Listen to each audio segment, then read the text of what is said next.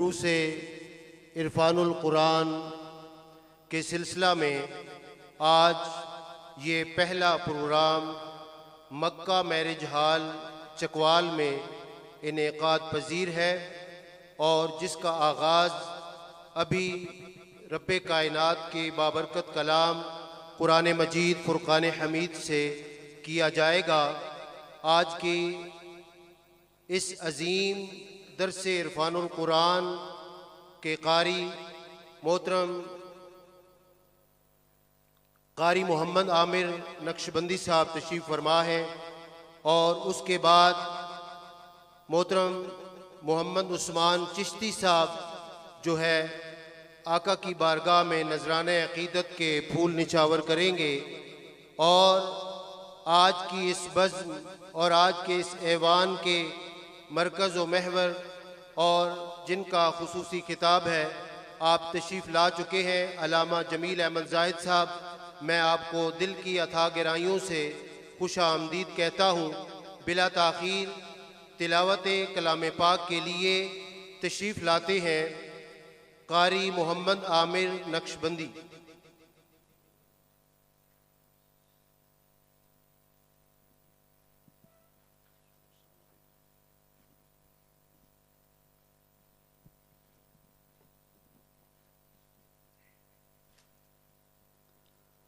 أعوذ بالله من الشيطان الرجيم.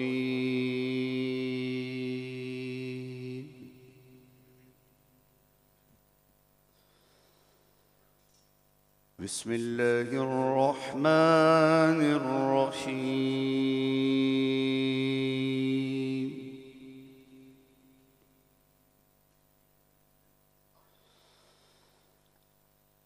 ألم نجعل له عينين ولسانا وشفتين وهديناه النجدين.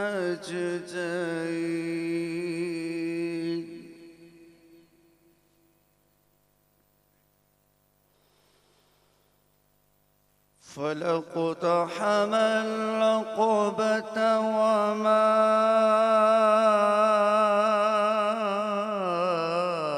أدراك ما العقبة.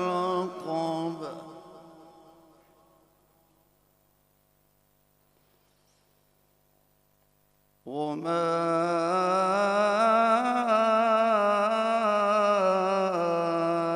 أدراك ما العقبة.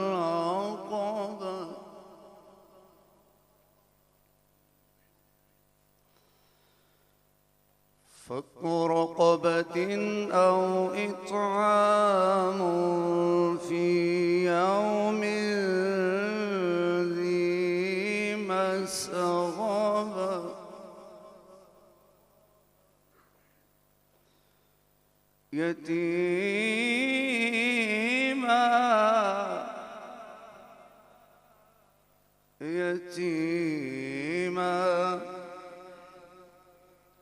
يتيما ذا مقربة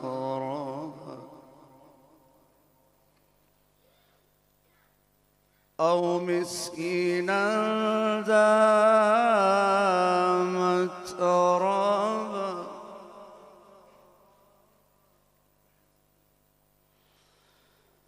ثم كان من الذين آمنوا وتواصوا بالصبر وتواصوا بالمرحمة.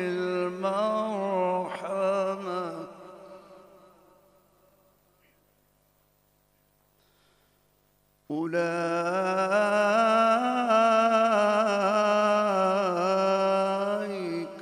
أصحاب الميمنة.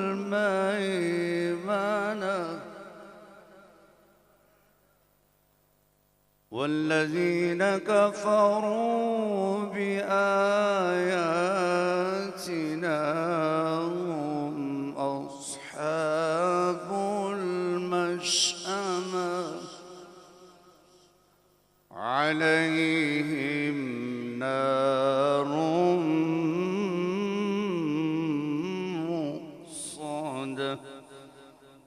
صدق اللہ العظیم.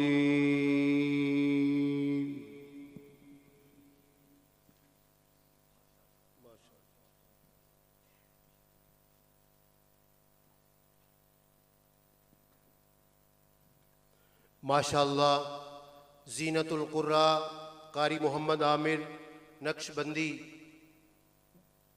اللہ رب العزت کی لاریب کتاب قرآن مجید فرقان حمید سے آیات بینات سے اس محفل پاک کا آغاز فرما رہے تھے. اللہ رب العالمین کی بارگاہ میں دعا ہے رب العزت ان کے علم عمل میں مزید تقوی اور برکت عطا فرمائے. بلا تاخیر نعت رسول مقبول کے لیے میں دعوت دوں گا محترم جناب محمد عثمان چشتی صاحب کو. وہ تشریف لاتے ہیں اور بارگاہ سرور کائنات صلی اللہ علیہ وسلم نے نذرانہ عقیدت.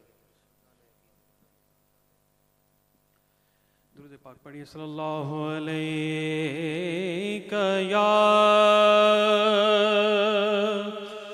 یا رسول اللہ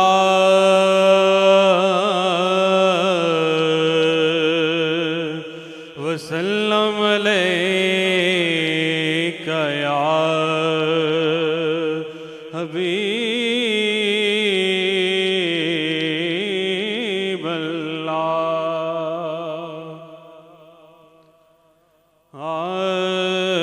آسائے میں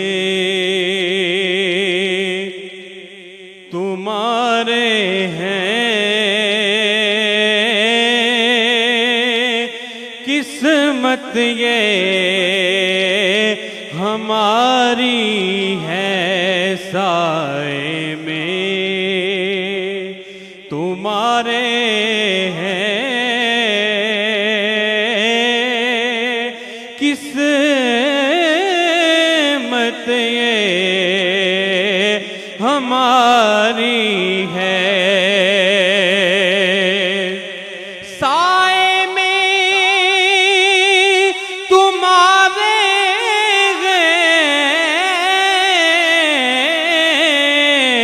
قسمت یہ ہماری ہے. سائے میں تمہارے ہیں قسمت یہ ہماری ہے. قربان دل و جاں ہے کیا شان تمہاری ہے. کیا شان تمہاری ہے. کیا پیش کروں آقا کیا چیز ہماری ہے. کیا پیش کروں آقا کیا چیز ہماری ہے. یہ دل بھی تمہارا ہے یہ جاں بھی تمہاری ہے. نقشہ تیرا دلکش ہے صورت تیری پیاری ہے. نقشہ تیرا دلکش ہے صورت تیری پیاری ہے. جس نے تمہیں دیکھا ہے سو جان سے واری ہے. اور گو لاکھ برے ہیں آقا جی کہلاتے تمہارے ہیں.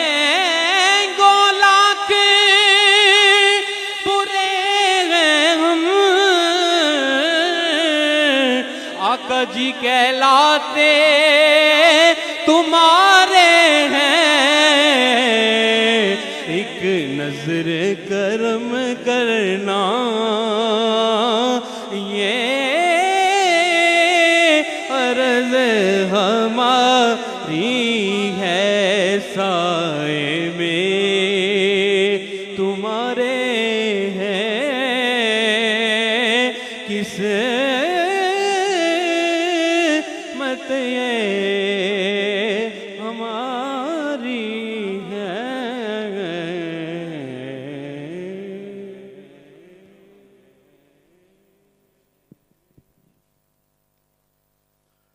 سائے میں تمہارے ہیں، قسمت یہ ہماری ہے، قربان دل و جانم کیا شان تمہاری ہے۔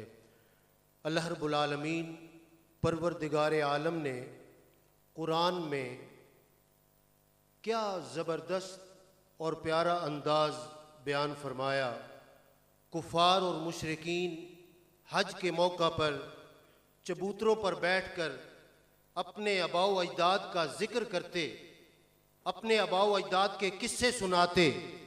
اللہ تبارک و تعالی نے، پروردگار عالم نے فرمایا تم محفلیں سجا کر بآواز بلند اپنے بڑوں کا ذکر کرتے ہو۔ پروردگار عالم نے فرمایا فاذکروا اللہ کذکرکم آباءکم او اشد ذکرا، ارے تم اللہ کا ذکر کرو اپنے بڑوں کے ذکر کی طرح، بلکہ اس سے بھی بڑھ کر تم اس پروردگار عالم کا ذکر کرو۔ تو آج اسی پروردگار عالم کی بارگاہ میں سر بسجود ہونے کے بعد اس کا ذکر ہم سننے کے لیے حاضر ہیں۔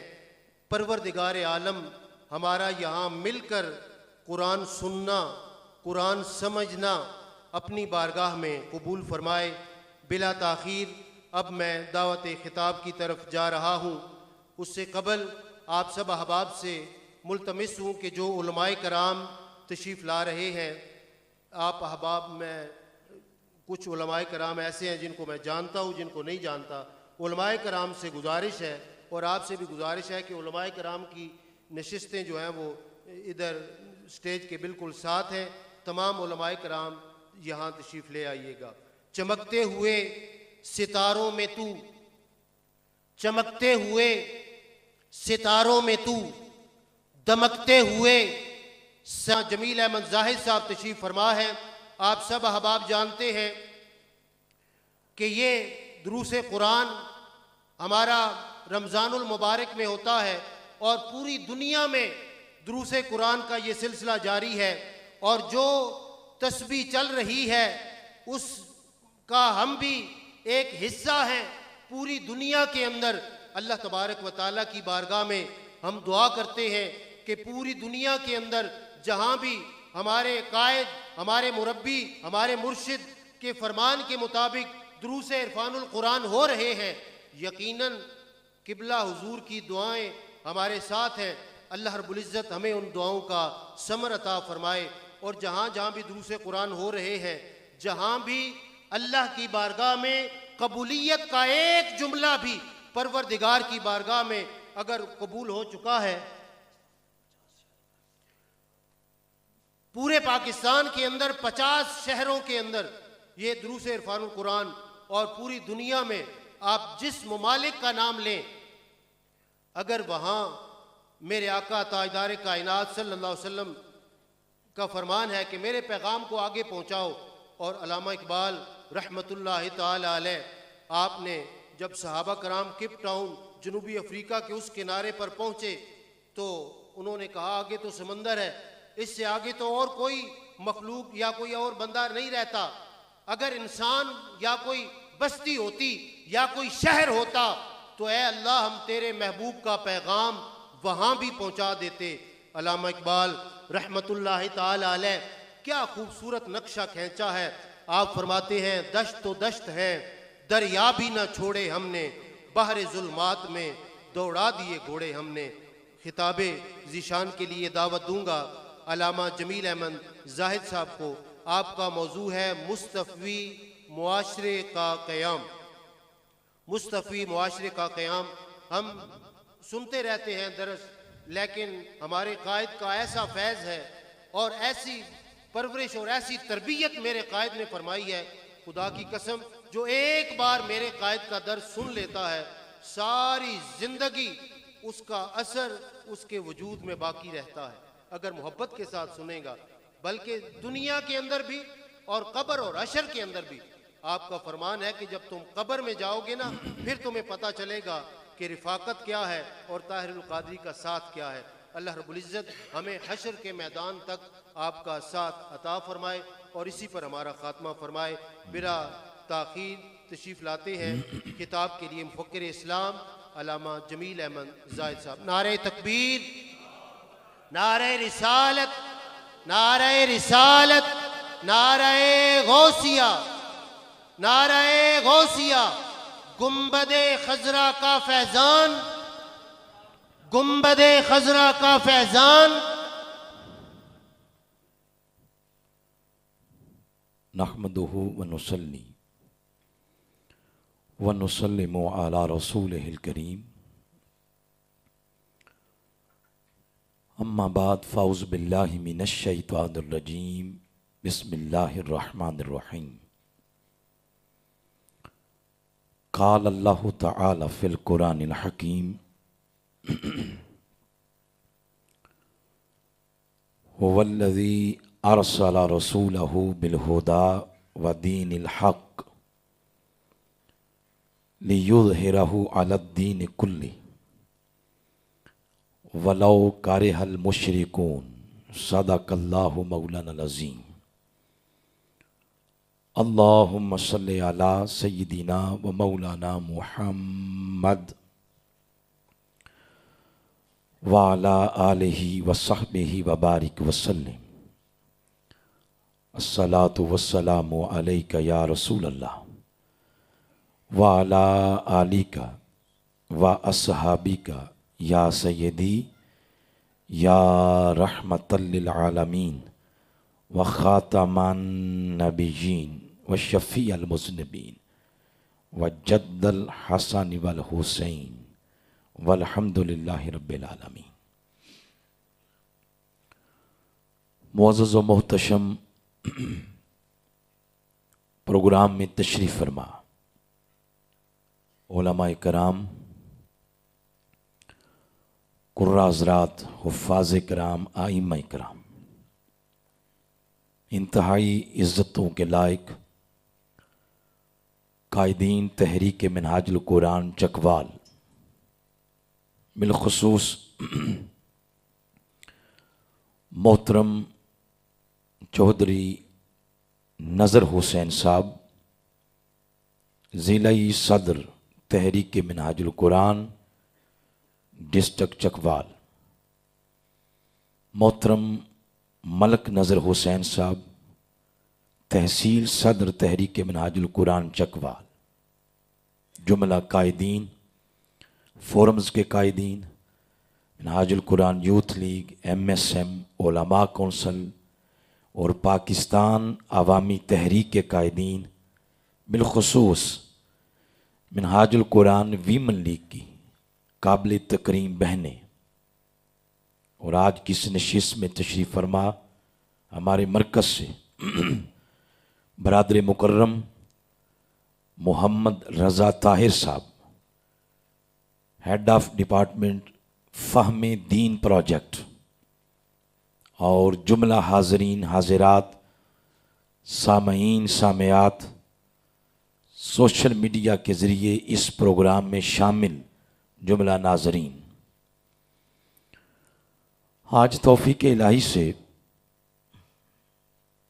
رمضان المبارک 2023 3 اپریل سرزمین چکوال مکہ میرج ہال میں 5 روزہ دروس عرفان القرآن کی پہلی نشست اللہ اور اس کے رسول کے توسل سے ہم سب کو نصیب ہوئی ہے. قائدین تحریک منہاج القرآن چکوال ان کو اس امر پر سیدی حضور شیخ الاسلام کی طرف سے مبارکباد ہے کہ اپنی سابقہ روایات کو قائم رکھتے ہوئے امسال بڑے ولولے کے ساتھ اور انقلابی جذبوں کے ساتھ آپ نے 5 روزہ نشستوں کا انعقاد کیا ہے۔ انشاءاللہ آج اس کی پہلی نشست کے ساتھ ساتھ آگے اس کی 4 نشستیں ہوں گی۔ ہر نشست میں نیا موضوع، نیا مقرر آ کے انشاءاللہ بیان کیا کرے گا۔ آج پہلا موضوع ہے مصطفی معاشرے کا قیام۔ انشاءاللہ یہ ہمارا سلسلہ 7 اپریل تک جاری رہے گا۔ آج اس کی پہلی نشست ہے، تھوڑی سی تاخیر کے ساتھ شروع ہوئی ہے، اور وہ تاخیر پاکستان کے مروجہ سسٹم کے مطابق مقرر کی طرف سے نہیں ہے، وہ تھوڑی سی تاخیر سامعین کی طرف سے ہے۔ ہم کوشش کریں گے کہ اس کے باوجود بھی ہم اپنی گفتگو کو مقررہ وقت کے اندر ختم کریں گے انشاءاللہ۔ بہت ساری تمہیدی باتوں میں گئے بغیر بلا تاخیر اپنے موضوع کو بیان کرتے ہیں۔ رمضان مبارک کی پرنور ساتوں میں اس وقت مرکزی نظامت دعوت کے زیر اہتمام ملک کے 62 شہروں میں 5 روزہ دروس عرفان قرآن کی نشستوں کا انعقاد ہے، اور اس کے علاوہ ملک کی تنظیم کے ذیل میں جو اضلاع کی تنظیمات ہیں ان کے جتنے ناظمین ہیں، ناظمین دعوت، اگر ان کی نشستوں کو بھی شامل کر لیں تو یہ 150 سے زیادہ نشستیں بنتی ہیں۔ اللہ پاک ہم سب کو قرآن حکیم کا فہم اس طرح عطا فرمائے کہ اس کے فہم کی برکت سے ہمارے شعور کے دروازے کھل جائیں۔ بات کو یہاں سے شروع کریں گے۔ ایک دفعہ موضوع اپنی زبان سے آپ بولیں تاکہ یاد ہو جائے کہ ہم کس موضوع پر گفتگو کر رہے ہیں۔ مصطفی معاشرے کا قیام، بولیں سارے۔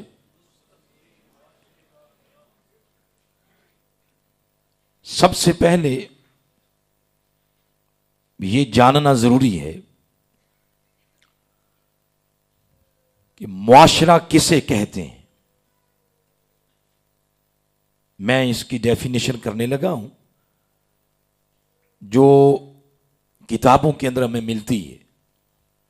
آپ سنیں، آپ کے ذہن میں کوئی اور بات آتی ہے بلا جھجک بتا دیں آپ۔ معاشرہ کہتے ہیں انسانوں کے ایسے گروہ کو جو اس اصول پر آپس میں رہائش پذیر ہوں کہ ان سب انسانوں کے مفادات آپس میں مشترک ہوں۔ ضروری نہیں کہ ان کی برادری ایک ہو، ان کی زبان ایک ہو، ان کا وطن ایک ہو، یہ ضروری نہیں ہے۔ جب اس طرح کی ہم اور بے شمار تعریفات کتابوں کے اندر پڑھتے ہیں تو ان سب کی گئی تعریفات کی روشنی میں ہمیں تاریخ انسانیت کے اندر کوئی ایسا معاشرہ نظر نہیں آتا جس کو ہم ان تعریفات کی روشنی میں یہ کہہ سکیں کہ یہ ایک آئیڈیل معاشرہ ہے۔ اگر حضور نبی اکرم صلی اللہ علیہ وآلہ وسلم کی آمد سے قبل پچھلی ساری تاریخ انسانیت کو اب دیکھ لیں، کوئی ایک معاشرہ ایسا نظر نہیں آتا جس کو آپ دو لفظوں میں کہہ سکیں کہ یہ اچھا معاشرہ ہے. بہت ساری طوالت میں گئے بغیر 1-2 منٹ کے اندر میں اگر حضور کی آمد سے پہلے کی تاریخ اس طرح بیان کرنا چاہوں کہ آقا علیہ الصلوۃ والسلام کی آمد سے پہلے پوری دنیا میں بڑے بڑے ہمیں 9 معاشرے نظر آتے ہیں. وہ بڑے بڑے 9 معاشرے جن کو اپنے مہذب ہونے پر بڑا ناز تھا. اگر صرف ان کے ناموں پر اکتفا کریں تو ہمارا وقت بھی بچ جائے گا. ایک معاشرے کا نام ہے سمیری معاشرہ، ایک معاشرہ ہے مصری معاشرہ، ایک یونانی، ایک ایرانی، ایک ہندی، ایک ہتی، ایک بازنطینی، ایک فونیکی معاشرہ اور ایک رومی معاشرہ. یہ دنیا میں حضور علیہ السلام کی آمد سے پہلے بڑے بڑے 9 معاشرے نظر آتے ہیں جن کو یہ ناز تھا کہ ہم سے بڑا کوئی تہذیب والا نہیں ہے. اب ان سب معاشروں کی تہذیب کیا تھی وہ آپ سنتے جائیں اور خود فیصلہ کر لیں. ان سب معاشروں کی جو کامن چیزیں تھیں نا آپس میں، ان میں ایک چیز یہ تھی ان سارے معاشروں میں کہ یہ اپنی بچیوں کو زندہ درگور کرتے تھے. یہ ان 9 معاشروں میں قدر مشترک ہے. والد کے مرنے کے بعد بیٹے ہی ماؤں کو نکاح میں لے لیتے، سوتیلی ماؤں کو.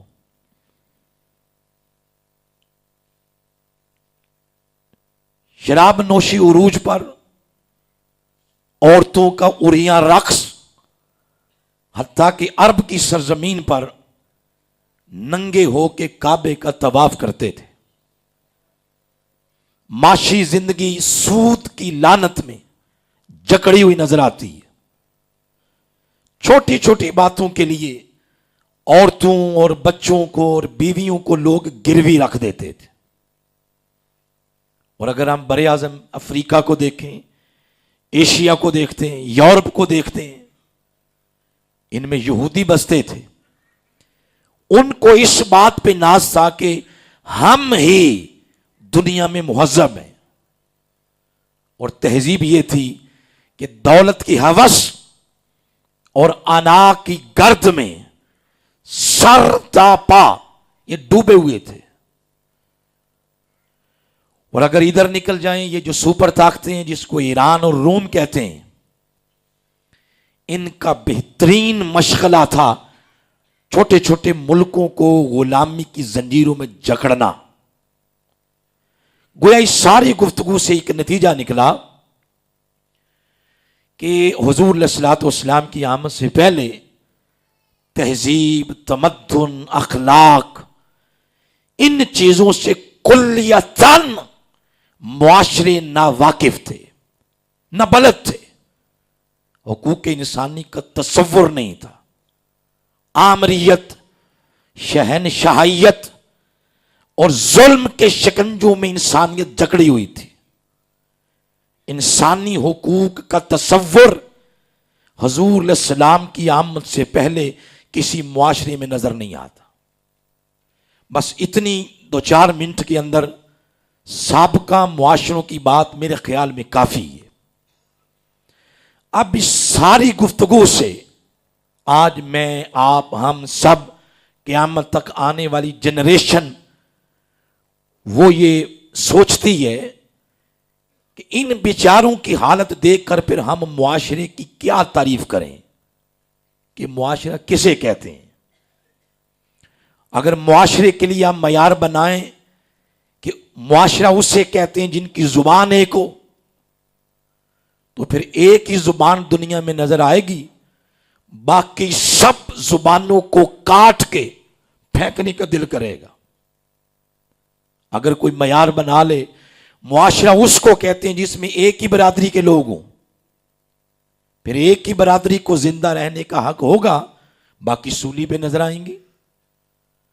اگر یہ معیار بنا لیا جائے کہ ایک وطن کے لوگوں کو کہتے ہیں معاشرہ، تو پھر دوسرے وطن کے لوگ دوسرے کے ساتھ گتھم گتھا نظر آئیں گے۔ یہ سارے وہ تصورات ہیں جو سابقہ معاشروں کے اندر پائے جاتے ہیں، مگر جو تصور محسن انسانیت نے دیا، مصطفی معاشرے کے بانی نے دیا، حسین کے بابا محمد مصطفیٰ نے دیا، اس تصور نے سابقہ سب معاشروں کے تصورات پر ایک لکیر کھینچ دی ہے۔ حضور علیہ الصلوۃ والسلام کا جو معاشرے کا تصور ہے، اس میں برادری، نسل، رنگ، زبان، اس کی بو تک نہیں آتی۔ آپ کی ایک ہی مجلس میں اگر ہم دیکھتے ہیں تو آپ کی مجلس اقوام متحدہ کا منظر پیش کرتی ہے۔ آپ کی ایک ہی مجلس اگر اس میں مکے کے مہاجر نظر آتے ہیں، اسی مجلس میں مدینہ کے انصار بھی نظر آتے ہیں۔ ایک ہی مجلس میں اگر سرزمین مکہ کا رؤساء میں عثمان غنی نظر آتا ہے، اسی مجلس میں غریبوں کا ترجمان عبداللہ ذوالیدین بھی نظر آتا ہے۔ ایک ہی مجلس میں اگر فارس سے آیا ہوا سلمان بیٹھا نظر آتا ہے، اسی مجلس میں حبشہ سے آیا ہوا بلال بھی نظر آتا ہے۔ صہیب روم کے صہیب بھی نظر آتے ہیں۔ اگر ابو بکر و عمر علی نظر آتے ہیں، اسی مجلس میں ابو ہریرہ بھی نظر آتے ہیں۔ یہ سارے وہ لوگ جن کا وطن ایک نہیں، جن کا رنگ ایک نہیں، جن کی برادری ایک نہیں، جن کی زبان ایک نہیں، مگر سب کا ویژن ایک، فکر ایک، نظریہ ایک، مقصد ایک، اور اس فکر و نظریے کا نام ہے لا الہ الا اللہ محمد رسول اللہ صلی اللہ علیہ وآلہ وسلم۔ حاضرین محترم، یہ تصور سابقہ کسی معاشرے کے اندر ہمیں نظر نہیں آتا۔ یہ نظر آتا ہے تو اس معاشرے میں جس معاشرے کے بانی اور جس معاشرے کے خد و خال ترتیب دینے والے محمد مصطفیٰ ہے صلی اللہ علیہ وآلہ وسلم۔ اس گفتگو کے بعد آگے جو عرض کرنا چاہتا ہوں وہ یہ، پھر قرآن حکیم نے اس تصور کو مزید نکھارا ہے۔ کبھی اس کو پڑھیں آپ، بنگلہ دیش کا کوئی ہو رہنے والا، انڈیا کا ہو، پاکستان کا ہو، کراچی کا ہو، خیبر پختونخوا کا ہو، اب یہ نام ہی اتنا مشکل ہے، زبان پہ چڑھتا نہیں ہے، تو خیر خیبر پختونخوا کا ہو، دبئی کا ہو، شرق کا ہو یا غرب کا ہو، کسی جگہ کا بھی رہنے والا ہو، وہ یہ پڑھتا ہے لا الہ الا اللہ محمد رسول اللہ۔ تو قرآن پتہ کیا کہتا ہے؟ قرآن کہتا ہے یہ سارے لوگ امت ہیں۔ کیا ہیں؟ ایک لفظ کی لڑی میں پرویا ہے۔ فرمایا یہ سب امت ہیں۔ فرمایا وَمِن ذُرِّيَّتِنَا اُمَّةً مُسْلِمَةً، ایک لفظ کی لڑی میں پرویا ہے۔ آپ میں سے کئی لوگ ایسے ہیں جو مکہ پاک گئے ہیں نا، آپ جب آپ جاتے ہیں ساتھ بیٹھے بندے کی حیت بتاتی ہے کہ یہ فلپائن کا ہے، یہ انڈونیشیا کا ہے، یہ عرب کا ہے، یہ پاکستان کا ہے، یہ بنگلہ دیش کا ہے۔ ان کی حیت بتاتی ہے کہ وطن الگ، زبانیں الگ، حتیٰ کہ کوئی بات بھی کرنا چاہیں آپ تو اشاروں کے ناؤ میں کرتے ہیں۔ اگر آپ کو انگلش نہیں آتی یا عربک نہیں آتی تو آپ کی زبانیں الگ ہیں، مگر جب کعبۃ اللہ کا طواف کرتے ہیں تو پھر پڑھتے ہیں لبیک اللہم لبیک، پھر دل سے آواز آتی ہے کہ ہم سارے ایک ہی ہیں. یہ تصور سابقہ کسی معاشرے میں نظر نہیں آتا. قرآن کبھی امت کا لفظ بولتا ہے، کبھی کرن کا لفظ بولتا ہے، کبھی فیا کا لفظ بولتا ہے، کبھی شعوب کا لفظ بولتا ہے، کبھی مدینہ کا لفظ بولتا ہے، کبھی معاشر کا لفظ بولتا ہے. الغرض مصطفی معاشرے کا جو تصور مصطفیٰ نے دیا ہے، اسی تصور سے انسانیت کے سر پہ اللہ پاک نے عزت کا تاج رکھا ہے. وہ مصطفی معاشرے کا تصور ہے. آگے بڑھتے ہیں. اہم گفتگو کا سیگمنٹ میں بیان کرنے لگا ہوں. میں نے جیسے ابتدا میں بیان کیا، آقا علیہ السلام کی آمد سے پہلے معاشروں کی جو چیزیں قدر مشترک تھیں، ان میں ایک چیز یہ تھی کہ معاشروں کے اندر رشتوں کا تقدس نہیں تھا. اب رشتے کتنے ہوتے ہیں؟ سب سے میجر رشتہ ماں اور باپ کا ہے. ماں باپ، میاں بیوی، بیٹی ہے بیٹا ہے، بہن بھائی، اور بھتیجی بھتیجے، بانجیاں بانجے، چاچے مامے تائے خالائیں پھوپھیاں، کزنز وغیرہ، یہ سارے رشتے ہیں. ان سب رشتوں کا سابقہ معاشروں کے اندر تقدس نظر ہی نہیں آتا. مگر جب حضور تشریف لائے، جس معاشرے کو میرے آقا علیہ السلام نے ترتیب دیا، اس معاشرے میں رشتوں کا تقدس کیسے ملا، یا حضور کے آنے سے چینجنگ کیا آئی؟ وہ چینجنگ یہ آئی. کبھی قرآن پڑھیں آپ، سورہ بقرہ، سورہ نساء، سورہ انعام، سورہ بنی اسرائیل، سورہ احقاف، سورہ تکویر، اور 7ویں سورہ ہے سورہ لقمان. ان 7 سورتوں کے اندر اللہ پاک نے جہاں یہ اعلان کیا کہ قضا ربک اللہ تعبدوا الا ایاہ، لوگوں رب نے یہ فیصلہ کر دیا ہے کہ عبادت صرف اللہ کی ہے. ان 7 کے 7 مقامات پر جہاں اس نے اپنی عبادت کا اعلان کیا، 7 کے 7 مقامات پر متصل فرمایا کہ یہ بھی اعلان کر دیا ہے وَبِالْوَالِدَيْنِ إِحْسَانًا، والدین کے ساتھ اس نے سلوک کرنا ہے. آپ بے شک تنقیدی نظر سے پڑھ لیں، آدم علیہ السلام سے لے کر آقا علیہ السلام سے پہلے تک کسی معاشرے کے اندر، وہ معاشرے جو فطرت کے دین سے دور تھے، فطرت کی تعلیمات سے دور تھے، کسی معاشرے کے اندر ہمیں یہ تصور نظر نہیں آتا. ماں بوڑھی ہوتی تو لوگ منڈی میں جا کے بیچتے تھے، باپ بوڑھا ہو جاتا تو لوگ منڈی میں جا کے بیچ آتے تھے. ماں کے قدموں کے نیچے جنت اور باپ کی رضا میں اللہ کی رضا، یہ تصور صرف مصطفی معاشرے کے اندر ہے. پھر باقی رشتوں کو تقدس کیسے ملا؟ 9 مقامات ہیں قرآن میں جہاں رشتہ داریوں کی بات کی. اس میں سے صرف ایک مقام میں آپ کے سامنے رکھتا ہوں. سورہ بقرہ پڑھیں، اس کی آیت نمبر اس کی آیت نمبر ہے 177. اس کے اندر ارشاد فرمایا لیس البر ان تولوا وجوہکم قبل المشرق والمغرب، لوگوں نیکی یہ نہیں ہے کہ منہ اپنا مشرق اور مغرب کی طرف کر لو. نیکی تمہاری سمتوں کی محتاج نہیں ہے. تو نیکی کیا ہے؟ باری تعالیٰ فرمایا نیکی کے لیے ضروری ہے ایمان. کس پر؟ فرمایا وَلَكِنَّ الْبِرَّ مَنْ آمَنَ بِاللَّهِ وَالْيَوْمِ الْآخِرِ وَالْمَلَائِكَةِ وَالْكِتَابِ وَالنَّبِيِّينَ. ان چیزوں پر ایمان لاؤ. ایمان لانے کے بعد فرمایا آگے یہاں سے نیکی کا وجود تشکیل پانا شروع ہو جائے گا. کہاں سے؟ فرمایا وَآتَ الْمَالَ عَلَىٰ حُبِّهِ ذَوِي الْقُرْبَىٰ وَالْيَتَامَىٰ وَالْمَسَاكِينِ وَابْنَ السَّبِيلِ وَالسَّائِلِينَ وَفِي الرِّقَابِ.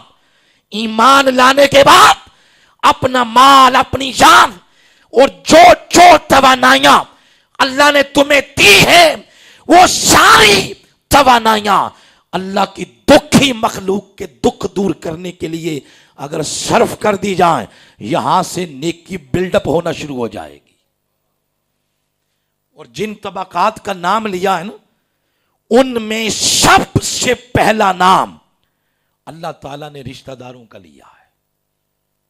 وہ باپ کی طرف سے ددیال ہوگا اور ماں کی طرف سے ننیحال. ہم نہیں ایسا کرتے. ہم کیا کرتے ہیں؟ ہم کہتے ہیں کہ یہ ہمارے شریک ہیں. وہ بھی تنزن کہتے ہیں، تنزن.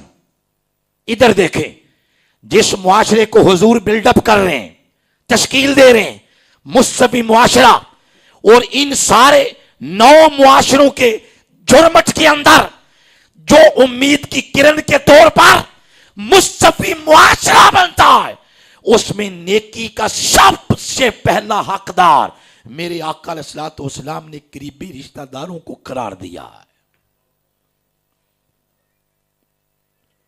جو بندہ یہ کہتا ہم بڑے نیک ہیں اور رشتہ دار سارے ہی ناراض، اس کو اپنے دعوے پر غور کرنا پڑے گا کہ میں دعوے میں کتنا سچا ہوں. نیکی کا وجود ہی یہاں سے تشکیل پاتا ہے. پھر اگر ہم سابقہ معاشروں کو دیکھتے ہیں تو سابقہ معاشروں میں بے حیائی عروج پہ نظر آتی ہے. مگر جس معاشرے کو حضور نے ترتیب دیا، اس معاشرے کو حضور علیہ السلام نے بے حیائی سے کیسے پاک کیا، اس پہ قرآن حکیم کی سورہ نور پڑھیں گھر میں جا کے تفصیل سے. علماء کرام، مفسرین اور صوفیاء لکھتے ہیں جب گھر میں آپ تربیت کا پروسیس شروع کریں تو اپنے بچوں کو سورہ یوسف اور سورہ نور ترجمے کے ساتھ پڑھائیں. آج کل ہمارا ویمن لیگ کا ایک شعبہ ہے ایگرز. تو رات میں ہفتے بعد گھر جانا ہوا تو میری بیٹی کلاس لے رہی تھی، میں نے سنا وہ سارا.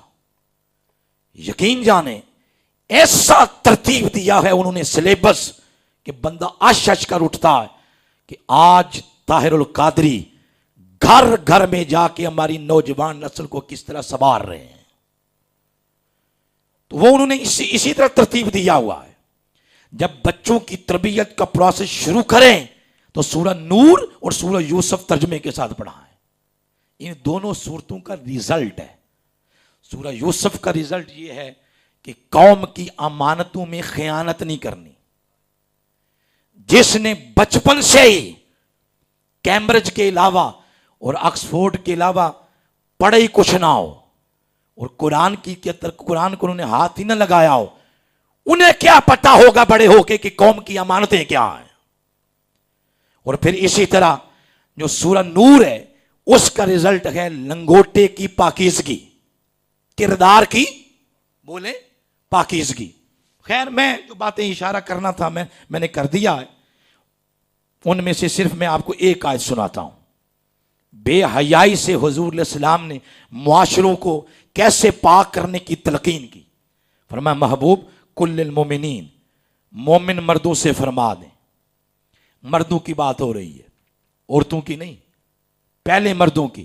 سورہ نور کی آیت نمبر 30 فرمایا یغضوا من ابصارہم. محبوب مومن مردوں سے فرمائیں کہ اپنی نظروں کو کنٹرول میں رکھیں، اس کو لگام دیں، نیچے رکھا کریں. وَيَحْفَظُوا فُرُوجَهُمْ، اور اپنی شرم گاہوں کی حفاظت کریں. یہ مومن مردوں سے کہا جا رہا ہے.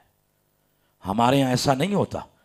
ہمارے ہاں جب یہ بات کی جاتی ہے تو کہتے ہیں ہاں یہ خواتین کی بات ہے، یہ انہیں بتائیں.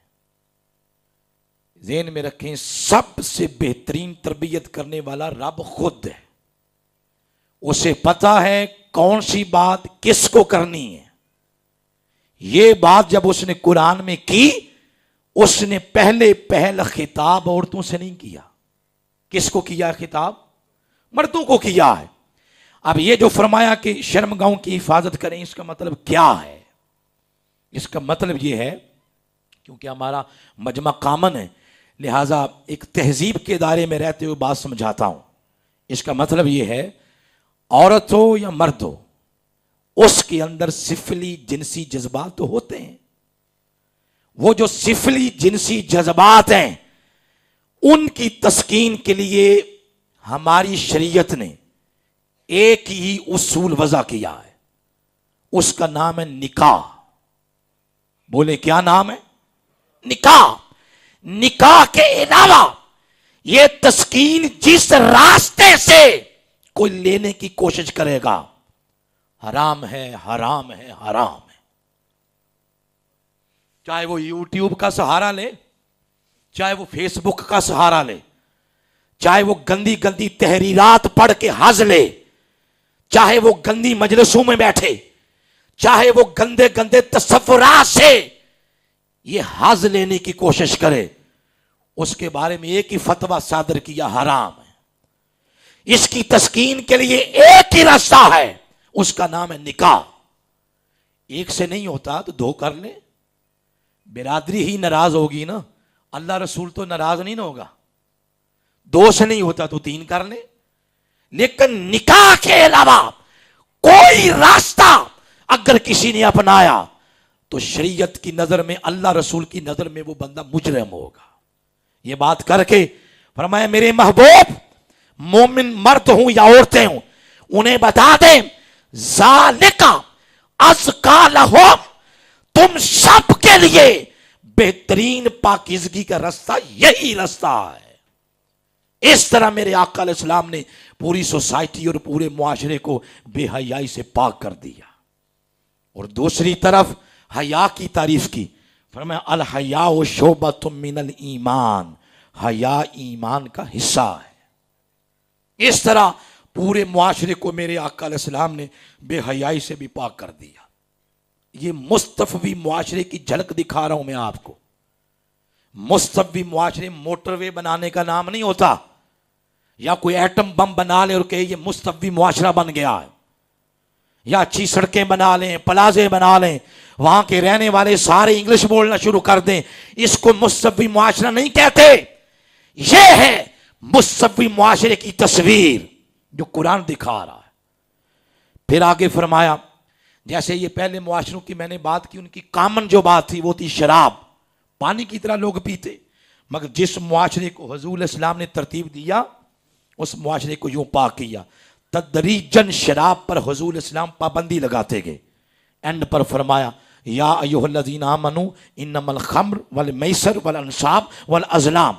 ایمان والو یاد رکھو چار چیزیں، شراب، جوا، بت، جادو ٹونے کے سارے طریقے، رجسن یہ گناہ ہے، من عمل شیطان یہ شیطانی کام ہے، فجتنبوہ اس سے بچ جاؤ. جو سوسائٹی، جو معاشرہ شراب کی لعنت سے اپنے آپ کو بچا لے گا، لعلکم تفلحون، اس معاشرے پر اللہ فلاح اور کامیابی کے دروازے کھولتا چلا جائے گا. یوں معاشرے کو پاک کر دیا. پھر سابقہ معاشروں کو جب ہم دیکھتے ہیں تو سود کی لعنت بھی بڑے عروج پہ نظر آتی ہے. سود کیا ہے؟ سود کی تعویلات تو بہت لوگ کرتے ہیں نا. موٹے الفاظ میں سود یہی ہے، کوئی بندہ مجبور ہو کسی سے مانگے قرض کہ 1,00,000 روپیہ دیں، وہ آگے سے کہے کہ کب دیں گے واپس؟ 6 ماہ بعد. وہ پھر آگے سے یہ کہے کہ آج، یہ فار ایگزامپل بات کر رہا ہوں، آج ڈالر 250 روپے کا ہے، تو جب آپ مجھے 6 ماہ بعد واپس کریں گے تو ڈالر 300 روپے کا ہو چکا ہوگا، تو مجھے کیا فائدہ ہوا؟ وہ مجبور شخص آگے سے یہ کہے کہ پھر آپ کیا کہتے ہیں؟ وہ کہ کہنا کیا ہے، 6 ماہ بعد واپس کریں گے تو 1,00,000 نہیں کرنا، 1,20,000 کرنا.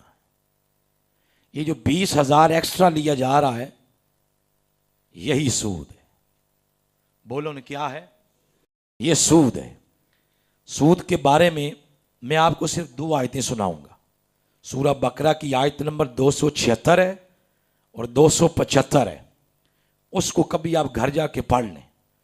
میں آپ کو ترجمہ سنا دیتا ہوں، پھر اندازہ لگائیں کہ سود پر اللہ معاشروں کو کس طرح اپنی ناراضگی کے شکنجے کے اندر جکڑتا ہے. یہ بات اس طرح ارشاد فرمائی، فرمایا الذین یاکلون الربا، ربا کہتے ہیں سود، فرمایا وہ لوگ جو سود کھاتے ہیں قیامت کے روز لا یقومون، وہ اپنے پاؤں پہ کھڑے نہیں ہو سکیں گے، الا کما یقوم الذی یتخبطہ الشیطان من المس، سود کھانے والا شخص قیامت کی بڑی مجلس میں یوں پاگلوں کی طرح پھرے گا جیسے اس کو شیطان نے چھو کے بولا کر دیا ہو، پاگل کر دیا ہو۔ اور پھر آگے فرمایا وَأَحَلَّ اللَّهُ الْبَيْعَ وَحَرَّمَ الرِّبَا، اللہ نے تجارت کو حلال کیا ہے اور سود کو حرام کیا ہے۔ سود کیا ہے؟ حرام۔ بولیں کیا ہے؟ پھر بولیں کیا ہے؟ اس کو تھوڑا آسان کرتے ہیں تاکہ فکری کلیئرٹی مل جائے۔ خنزیر حرام، شراب حرام، کتے بلیاں حرام۔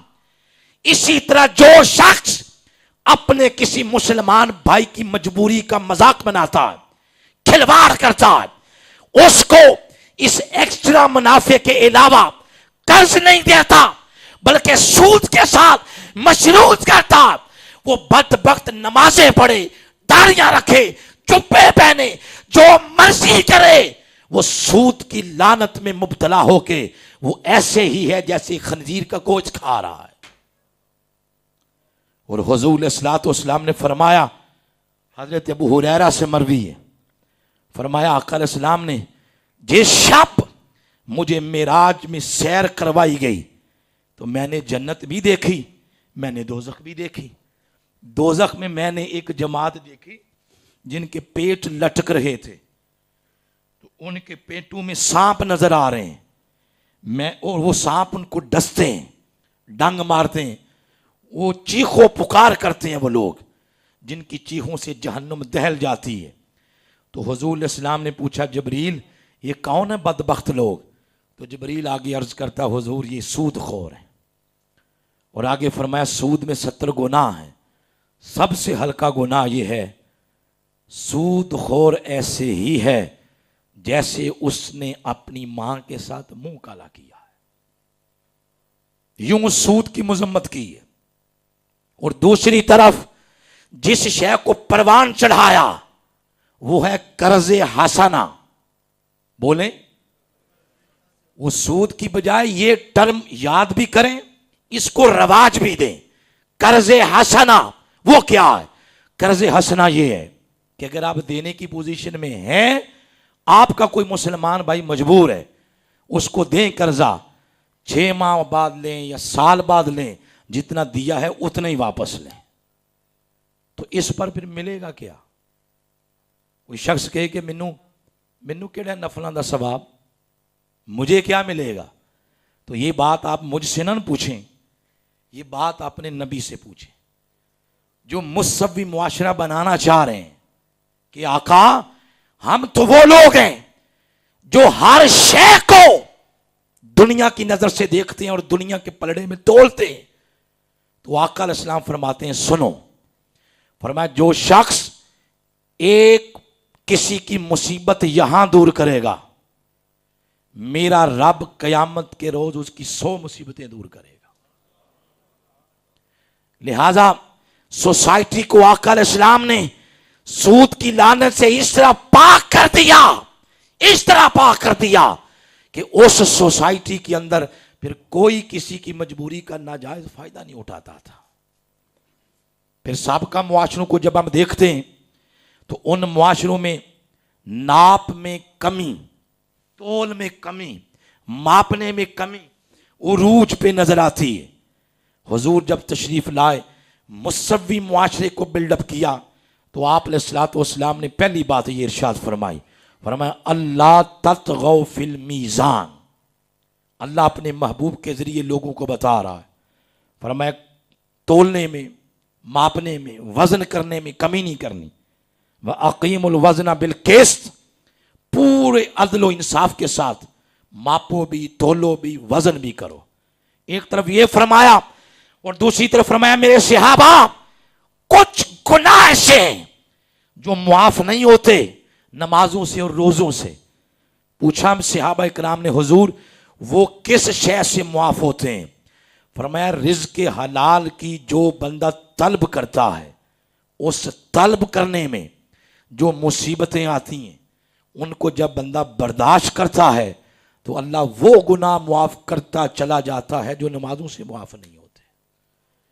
اس طرح سوسائٹی کو ناپ تول کی جو ڈنڈی مارنی ہے اس طرح آقا علیہ السلام نے پاک کر دیا. اب بتائیں کوئی سمجھ بھی آ رہی ہے بات؟ بولیں, ہاتھ کھڑا کریں ذرا. سب کو سمجھ آ رہی؟ بہت شکریہ. یہ اس لیے کھڑے کروائے ہیں, مجھے پتا ہے آپ کو سمجھ آ رہی ہے, کیونکہ وقت ایسا ہے, اس وقت میں ہم نیند کرتے ہیں نا, سوتے ہیں, تو تھوڑی سی حرکت ہوگی تو برکت ہو جائے گی, اس لیے یہ بات کی ہے. پھر معاشروں کے اندر رہنا کیسے ہے؟ گلی ہے, پنڈ ہے, محلہ ہے, شہر ہے, اس میں آقا علیہ الصلوۃ والسلام کے توسل سے جو اللہ پاک نے فرمایا, کبھی سورہ حجرات پڑھیں, 49 نمبر سورہ, اس کی آیت نمبر 8, 9, 10 اور 11, ان 4 آیات کے اندر معاشروں کے اندر رہنے کا تصور دے دیا. یوں ارشاد فرمایا انما المؤمنون اخوہ, تم سب بھی آپس میں بھائی بھائی ہو. جب دو آپس میں لڑ پڑیں تو تیسرا جلتی پر تیل کا کام نہ کرے. فَأَصْلِحُوا بَيْنَ أَخَوَيْكُمْ, تیسرا آگے بڑھ کے ان کو آپس میں صلح کروا دے. پھر فرمایا یا ایھا الذین آمنوا لا یسخر, کوئی کسی کا مذاق نہ اڑائے. اور اس مناسبت سے عورتوں کا اسپیشل نام لیا ہے, فرمایا ولا نساء من نساء, کوئی عورت کسی عورت کا مذاق نہ اڑائے. یعنی کوئی کسی کو کہہ دے کہ اس کو تو کپڑے پہننے کا ڈھنگ ہی نہیں ہے, اس کو کھانا پکانے کا ڈھنگ نہیں ہے, اس کو میک اپ کرنے کا ڈھنگ نہیں ہے, تو اس طرح کی ہوتی ہیں نا باتیں, تو یہ حس ان میں پائی جاتی ہے زیادہ, تو اسپیشل نام لے لیا. فرمایا ہو سکتا ہے جس عورت کا تم مذاق اڑا رہی ہو ان یکن خیرا منہن, ہو سکتا ہے وہ رب کے بہت زیادہ قریب ہو. یوں بات کی. پھر آگے فرمایا ولا تلمزوا انفسکم, کسی کے پاک دامن پہ الزام نہیں لگانا. پھر فرمایا ولا تنابزوا بالالقاب, کسی کا نام ٹیڑھا نہیں بلانا. پھر فرمایا یا ایھا الذین آمنوا اجتنبوا کثیرا من الظن, کسی کے بارے میں برا گمان نہیں رکھنا. آگے فرمایا ولا تجسسوا, نہ عیب تلاش کرو, نہ عیب بیان کرو. پھر آگے فرمایا ولا یغتب, غیبت نہ کرو. پھر فرمایا واجتنبوا قول الزور, جھوٹ نہ بولو. گویا ہر وہ بات, ہر وہ خصلت, ہر وہ عادت, ہر وہ لفظ جس کے ساتھ معاشرے ٹوٹ جاتے ہیں, ان عادتوں سے مصوی معاشرے کو میرے آقا علیہ الصلوۃ والسلام نے پاک کر دیا ہے. ایسا لفظ, حرف, خصلت نظر نہیں آتی مصوی معاشرے کے اندر جس عادت اور خصلت کا نتیجہ معاشروں کے ٹوٹنے کی صورت میں نکلے. میرے آقا علیہ السلام نے یوں مصوی معاشرے کا تصور دیا ہے. پھر کبھی آپ بیعت عقبہ اولا کو پڑھیں. اس مناسبت سے جو مدینہ پاک سے لوگ آئے تھے نا, پہلی دفعہ 12 لوگ حضور علیہ الصلوۃ والسلام کو ملے تھے رات کے اندھیرے میں, تو انہوں نے عرض کیا تھا حضور آپ مکہ چھوڑ کے ہمارے پاس تشریف لے آئے مدینہ پاک. آپ نے فرمایا میں آ تو جاؤں گا, لیکن وہاں آ کے میں نے کرنا کیا ہے, میں کیسا معاشرہ بناؤں گا, ذرا وہ تو سن لو. پہلے سن لو, پھر آپس میں مشورہ کر لو, یہ باتیں قبول ہیں تو میں آ جاؤں گا. انہوں نے عرض کیا حضور فرمائیں.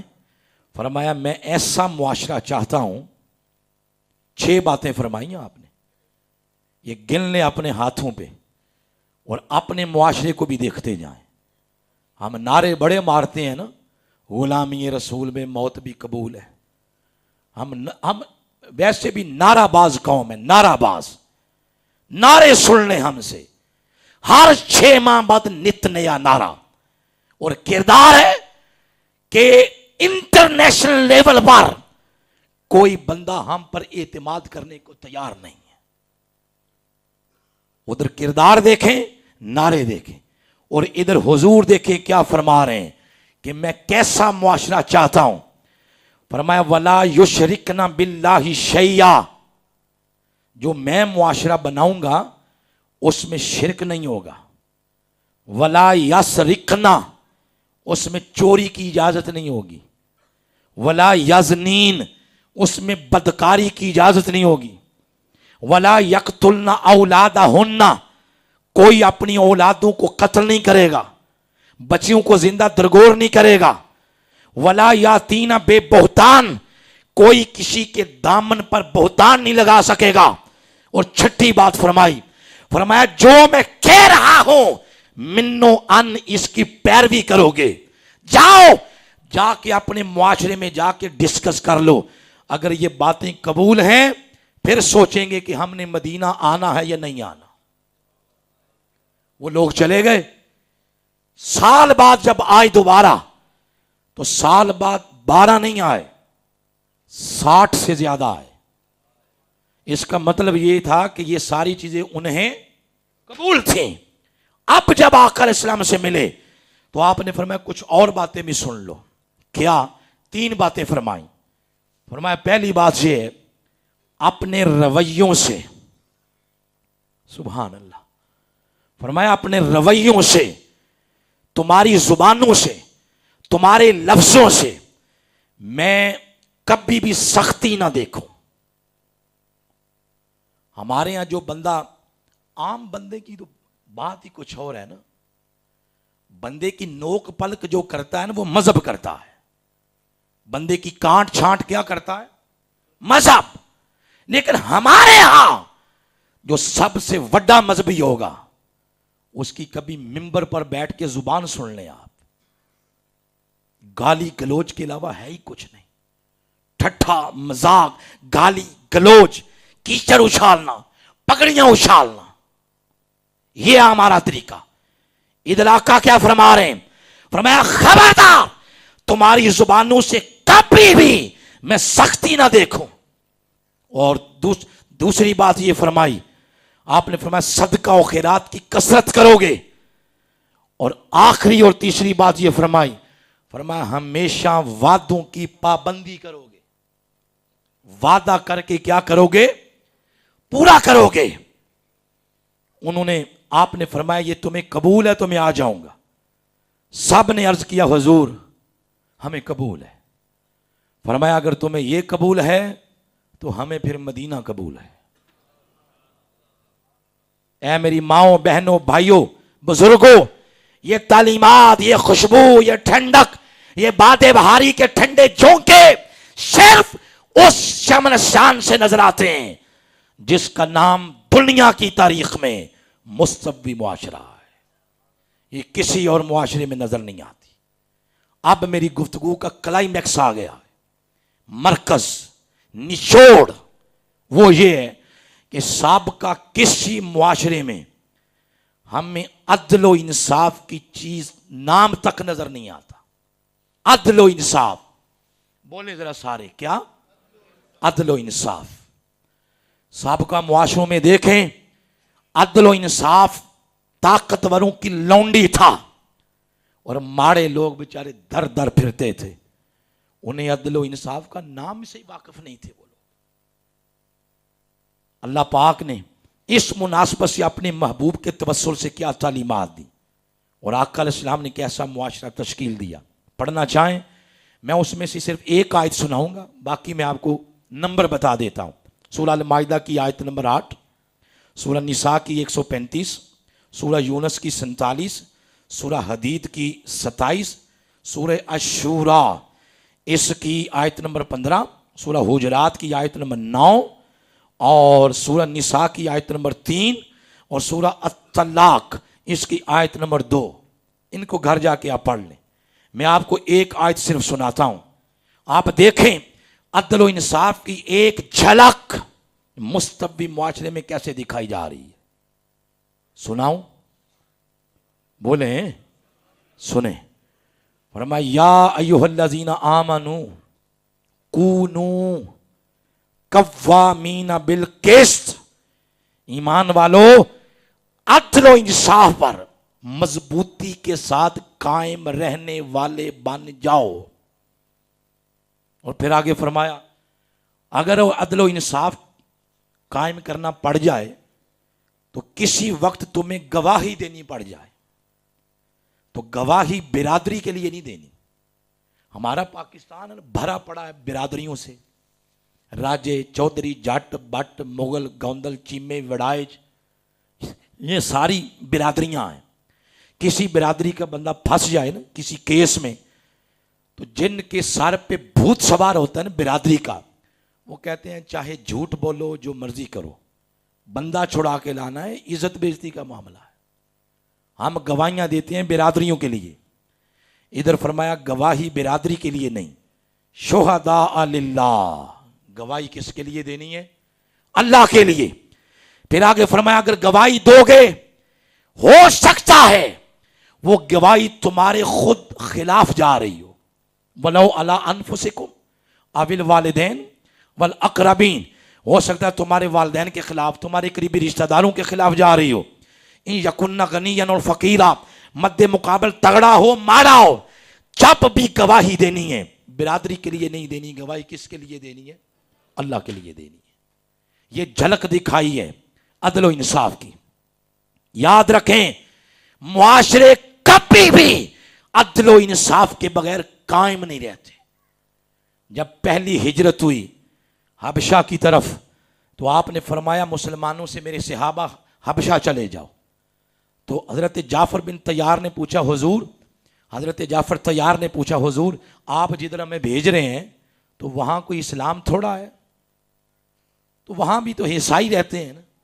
تو آپ نے پتہ کیا فرمایا تھا؟ آپ نے فرمایا ہاں مجھے علم ہے، مگر وہاں کا بادشاہ ایک عدل پسند بادشاہ ہے. یہ ہے اسلام کا انٹرنیشنل سٹینڈرڈ. اس کا مطلب پتہ کیا ہے؟ آپ میں سے کوئی بندہ جائے امریکہ، یورپ، آپ کے ساتھ کوئی اٹھتا بیٹھتا ہے غیر مسلم، اس کو آپ کہیں کہ ہمارا اسلام قبول کر لو، تو وہ آگے سے یہ کہے کہ قبول تو کر لوں گا مگر آپ کا اسلام دے گا کیا؟ تو آپ اگر آگے سے یہ کہہ دیں کہ آپ کو داڑھی دے گا، آپ اسلام قبول کریں داڑھی رکھنی پڑ جائے گی، وہ کہے گا میں اس سے دور ہی ٹھیک ہوں. انٹرنیشنل سٹینڈرڈ داڑھی تو نہیں ہے، انٹرنیشنل سٹینڈرڈ یہ وضاقتہ تو نہیں. انٹرنیشنل سٹینڈرڈ کیا ہے؟ اس کا اگر سادہ الفاظ میں ترجمہ سنے تو یہ ہے، کوئی آپ سے پوچھے اے مصطفیٰ کے غلاموں، اے مسلمانوں، اگر میں تمہارا دین قبول کر لو مجھے ملے گا کیا؟ تو آپ آگے سے یہ کہیں گے کہ جو اسلام قبول کرتا ہے اس میں ایک ہی صف میں کھڑے ہوگے محمود و ایاز، نہ کوئی بندہ رہا نہ کوئی بندہ نواز. یعنی اس اسلام کے اندر جو عدل و انصاف کا تصور پایا جاتا ہے وہ تصور سابقہ کسی معاشرے کے اندر نہیں پایا جاتا. آج ہم نے مار اس لیے نہیں کھائی کہ ہمارے مدرسے تھوڑے ہیں، گلی گلی مدرسے ہیں. ہم نے مار اس لیے نہیں کھائی کہ مسجدیں تھوڑی ہیں، گلی گلی مسجدیں. اس لیے بھی نہیں کھائی کہ داڑھی رکھنے والوں کی تعداد تھوڑی ہے. اس مجمع میں پرسنٹیج نکال لیں، 80% لوگ داڑھی والے ہیں. ہم نے مار اس لیے نہیں کھائی کہ ہم عمرہ کرنے کے لیے تھوڑے جاتے ہیں، نہ عبادت میں کمی نہیں ہے. کمی ہے تو ہمارے ہاں عدل و انصاف کی کمی ہے. عدل نہیں، انصاف نہیں، اس وجہ سے کمی، اس وجہ سے ہم نے مار کھائی ہے. اگر میرے آقا علیہ السلام کا آخری خطبہ پڑھیں، مرکز و محور آقا کا آخری خطبہ وہ عدل و انصاف ہے. حضور علیہ السلام نے 1.25 لاکھ صحابہ میں کھڑے ہو کے ارشاد فرمایا میرے صحابہ آج نئے عالمی نظام کا میں اعلان کرنے جا رہا ہوں. اب قیامت تک جو معاشرہ میرے معاشرے کے ساتھ لنک ہونا چاہے گا اس کو اس نظام کی اتباع کرنی پڑے گی. کون سا؟ فرمایا اس مقام پہ کھڑے ہو کر میں سابقہ ساری جہالت کی رسموں کو اپنے قدموں کے نیچے روند کے جا رہا ہوں. فرمایا جس طرح اس کعبے کو حرمت ہے، عزت حاصل ہے، عظمت حاصل ہے، میرے معاشرے میں رہنے والے شخص کی جان مال عزت اسی طرح حرمت والی ہے جس طرح کعبہ حرمت والا ہے. کہیں نا ذرا سبحان اللہ, اور بلند آواز سے کہیں. یہ تصور اور کسی معاشرے میں نظر نہیں آتا. آتا ہے تو ریاست مدینہ میں نظر آتا ہے, مصوی معاشرے میں. پھر فرمایا اے میرے صحابہ قیامت تک یہ بات پہنچا دو کیا فلیس بعربی علی اجمی فضل ولا لاجمی علی عربی ولا لاسود علی ابیض. کسی گورے کو کالے, کالے کو گورے, عربی کو اجمی, اجمی کو عربی, کسی برادری کو دوسری برادری پر کوئی فضیلت نہیں. اگر کوئی شخص فضیلت کا تاج سر پہ رکھنا چاہتا ہے اس کا ایک ہی طریقہ ہے, اپنے دل میں اللہ کے تقوی کا چراغ جلا لے. مرکز و محور حضور علیہ الصلوۃ والسلام کی اس آخری خطبے کا عدل و انصاف ہے. اب آخری گلی میں گفتگو کو ڈالتے ہیں, بس 10-15 منٹ میں گفتگو ختم کرتے ہیں. ان خطوط پر حضور نے مستوی معاشرہ تشکیل دیا ہے. اب بتائیں اور کوئی بات کہنے کی ضرورت ہے یا آپ کو کلیئر ہو گیا کہ مستوی معاشرہ کسے کہتے ہیں؟ کلیئر ہو گیا ہے؟ آگے بڑھتے ہیں ختم کرنے کی طرف. پھر خلفائے راشدین کا دور آیا, انہوں نے انہی خطوط پر چلتے ہوئے معاشرے کی بقا اور ارتقاء کے لیے کام کیا. حتیٰ کہ صحابہ کرام کے دور کے اندر ہی صحابہ کرام لاہور کی سرزمین تک آ گئے تھے. دنیا کا کوئی خطہ ایسا نہیں جہاں اس مصوی معاشرے کی روشنی نہیں گئی. پھر خلفائے راشدین جن میں سیدنا صدیق اکبر 2 سال اور 6 مہینے, سیدنا فاروق اعظم 10 سال, سیدنا عثمان غنی 12 سال, مولا علی شیر خدا 5 سال اور امام حسن علیہ السلام 6 ماہ. ان سارے کو ٹوٹل کریں تو 30 سال بنتے ہیں. ان 30 سالوں کے بارے میں حضور نے فرمایا الخلافت 30 سنہ, میرے بعد خلافت 30 سال ہوگی. ثم بعدہا, اور اس کے بعد کیا ہوگا؟ خلافت ہوگی. فرمایا نہیں, بعدہا ملک و امارہ, اس کے بعد یا ملوکیت ہوگی یا شہنشاہیت ہوگی. یہ بس خلافت راشدہ ہے. امام حسن علیہ السلام پہ آ کے خلافت راشدہ ختم ہو گئی. ان کے بعد کوئی خلیفہ نہیں. اور جو بد نصیب, جو بدبخت کسی اور کو خلیفہ بنانے کی کوشش کرے گا وہ ناکام کوشش ہے. وہ حضور کے اس فرمان کے ساتھ براہ راست ٹکر لے رہا. بس یہی خلیفہ ہیں 5 لوگ, سیدنا ابو بکر صدیق, سیدنا فاروق اعظم, سیدنا عثمان غنی, مولا علی اور امام حسن علیہ السلام.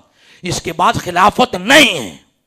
اس لیے حضور نے فرمایا خیرکم کرنی, سب سے بہتر زمانہ میرا ہے, ثم الذین یلونہم, اور اس کے بعد بہتر زمانہ میرے خلفاء کا ہے. اب جو بات بتانا چاہتا ہوں وہ یہ, خلافت راشدہ کا ہر لمحہ ہر لحظہ مصوی معاشرے کی بقا کے لیے گزرا. پھر خلافت راشدہ کے بعد معاملات خراب ہو گئے. پھر جانشینی کا دور آ گیا. لیکن حق اور باطل کی کشمکش پھر قیامت تک اب جاری رہے گی. یعنی مطلب یہ ہے اگر ہمیں نظر آتا ہے یزید پلید لعین اپنی گندی سوچ سے مصوی معاشرے کا تصور بگاڑتے ہوئے, اسی معاشرے میں ہمیں مصوی معاشرے کی کوکھ میں پلنے والا فاطمہ کا شہزادہ حسین بھی نظر آتا ہے. یعنی 1450 سال اگر تخریب کار آتے رہے تو تعمیر کرنے والے بھی آتے رہے. اگر معاملات خراب کرنے والے آتے رہے تو معاملات سنوارنے والے بھی آتے رہے. اب ایک اہم بات کرنے لگا ہوں, اپنے معاشرے کی بات تو بتا دیں, آپ جیسا آپ کہیں گے ویسا کر لیتے ہیں.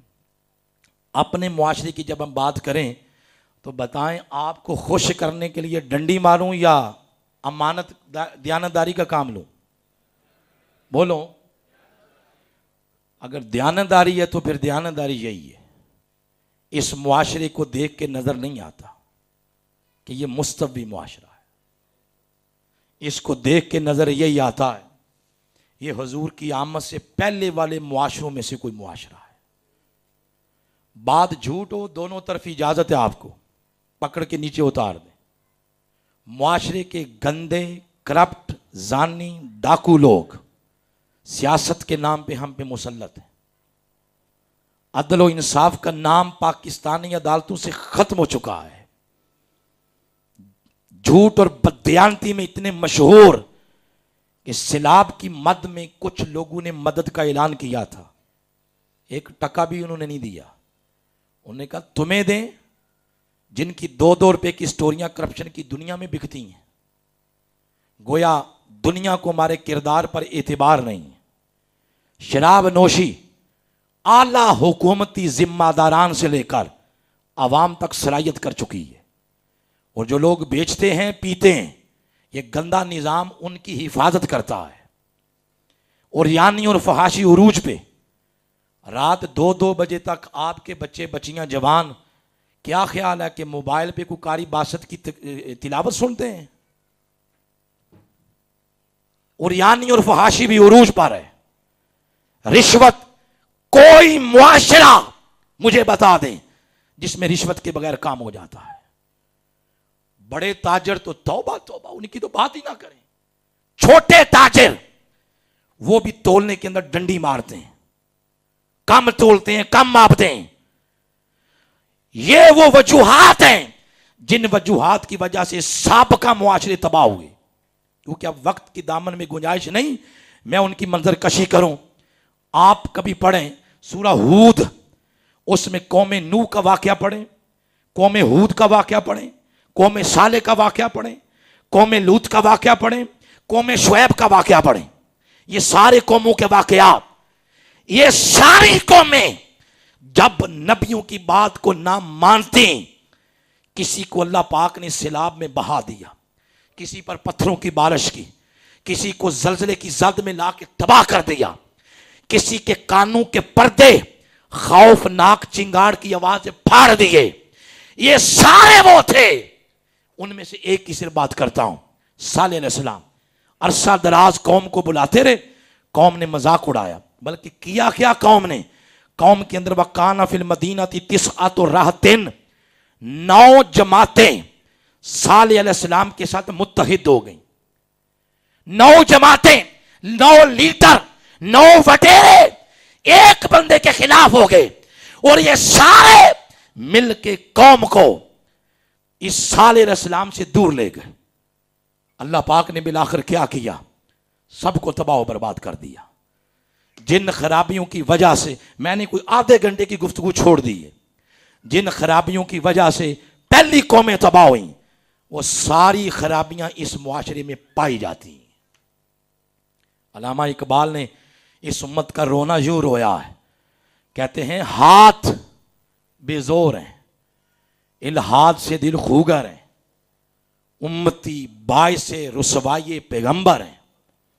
کس قدر تم پہ گراں صبحوں کی بیداری ہے, ہم سے کب پیار ہے, ہاں نیند تمہیں پیاری ہے. طبع آزاد پہ قید رمضاں بھاری ہے, تم ہی کہہ دو کیا یہی آئین وفاداری ہے. جن کو آتا نہیں دنیا میں کوئی فن تم ہو, نہیں جس قوم کو پروائے نشیمن تم ہو. بجلیاں جس میں ہوں آسودہ وہ خرمت تم ہو. بیچ کھاتے ہیں جو اسلاف کے مدفن تم ہو. یوں اس امت کا رونا رویا ہے. نیکی کا حکم دینا, برائی سے روکنا ختم ہو چکا ہے. اور جو اپنے آپ کو کہتے ہیں نا ہم بہت بڑے مذہبی, ہم ساری زندگی تبلیغ کرتے گزر گئی, عالمی مبلغ ہیں, وہ تبلیغ بس داڑھی سے شروع ہوتی ہے, داڑھی پہ آ کے ختم ہو جاتی ہے. مسواک اتنی رکھنی ہے, پانچے اتنے اوپر کرنے ہیں, بس یہی مذہب ہے, یہی دین ہے. وہ جو سود لے رہا تھا اس کو کس نے روکنا ہے؟ بے زور اور طاغوت کا نظام اپنانے والی عدالتیں, ان کو اسلام کی روشنی کس نے دکھانی ہے؟ یہ فریضہ ترک ہو چکا ہے. اب کرنا کیا ہے پھر؟ حل سن لیں, حل صرف ایک ہے, اور یہی حل وقت کے مجدد ڈاکٹر محمد طاہر القادری اس امت کو 40 سال سے دے رہے ہیں. وہ حال کوئی موزے تنگ کا فلسفہ نہیں ہے, کوئی کمیونزم کا فلسفہ نہیں, کوئی سیکولرزم کا فلسفہ نہیں ہے, کوئی سوشلزم کا فلسفہ نہیں ہے. وہ کیا ہے؟ وہ یہ ہے کہ 75 سال ہو گئے پاکستان کو بنے ہوئے, 75 اور ایڈ کر لیں, 200 سال کر لیں, 200 سال بعد بھی اگر امت گر گر کے اٹھنا چاہے گی, اس کے پاس ایک ہی حل ہے, اس حل کا نام ہے سیرت مصطفیٰ. کیا نام ہے اس کا بولیں؟ ارے مصطفیٰ کی ادائیں اپنائے بغیر, اس مصطفی معاشرے کی روشنی اپنائے بغیر, آقا کو فالو کیے بغیر کبھی بھی آپ کا دنیا میں قد اونچا نہیں ہو سکے گا. اگر گر گر کے اٹھنا چاہتے ہیں, آپ کے پاس حال صرف مصطفیٰ کی سیرت ہے. اور سیرت کے 2 گوشے ہیں, ایک گوشہ ہے 40 سال کا اور دوسرا 40 سال سے 63 سال.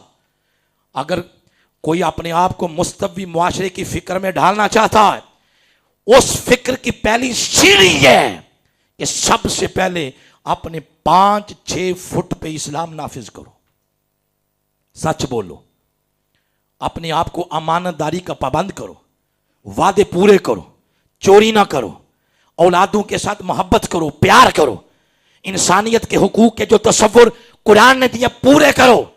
یہ سارا تصور اپنے 5-6 فٹ پر جسم پر اس کو لاگو کیا جائے. یہ حضور اسلام کا پہلا 40 سالہ سیرت کا دور, جس میں ذاتی کریکٹر ہے, جس میں ذاتی کردار ہے.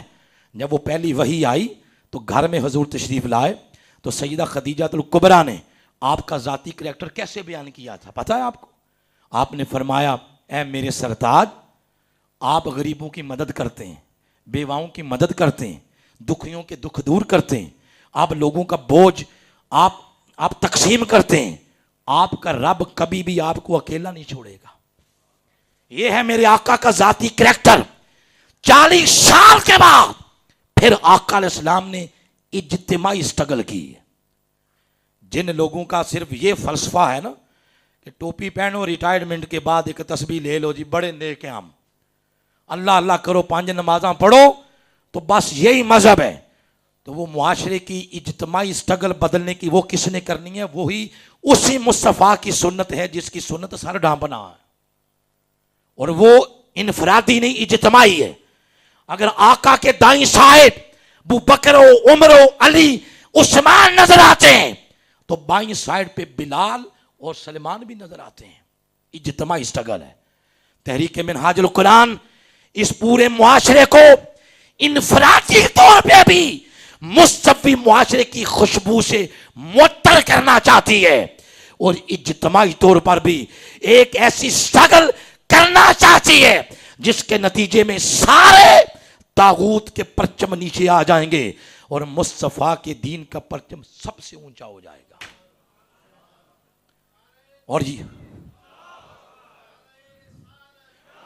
اور میں اللہ کی قسم کھا کے کہہ رہا ہوں, اس تحریک کے بپا کیے جانے کا قطعاً یہ مقصد نہیں کہ ہم نے کسی ایک شخصیت کی پگڑی کا چھملا اونچا کرنا, نہ. اس تحریک کا صرف مقصد یہ ہے, اس گئے گزرے دور میں آج آقا کے دین کے پرچم کو سب طاغوتی پرچموں سے اونچا کر دیا جائے. دنیا میں ہمارے عمل کرنے میں کمی ہو سکتی ہے, دنیا میں پھر کے تک لو, کوئی مذہب کوئی دین تمہیں ایسا نہیں ملے گا جو دین اور مذہب مصطفیٰ کا مذہب اور دین ہے. اس دین کے علاوہ بقا کسی میں نہیں ہے. ہماری عمل کرنے میں کمی ہے. منہاج القرآن یہ شعور ڈیویلپ کر رہا ہے. اس کے لیے ایک ہی ہوتا ہے, اور ایک کے ساتھ دوسرا مل جائے تو سیانے 2 نہیں کہتے, کیا کہتے ہیں؟ 11. آج یہ جو ہم خون پسینہ ایک کر کے آپ کے پاس آتے ہیں تو ہم 11 بنانے کی سٹرگل کر رہے ہیں.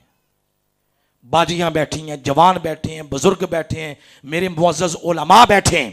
آپ سب سے گزارش ہے باقاعدہ اس تحریک کی ممبرشپ لے کے اس میں شامل ہو, تاکہ یہ قافلہ اتنا مضبوط ہو, اس کے دست و بازو اتنے مضبوط ہوں ہر چٹان سے ٹکرا جائے اور طاغوت کے رخ موڑ کے رکھ دے اور معاشرہ دوبارہ مستوی معاشرے کا ترجمان بن جائے.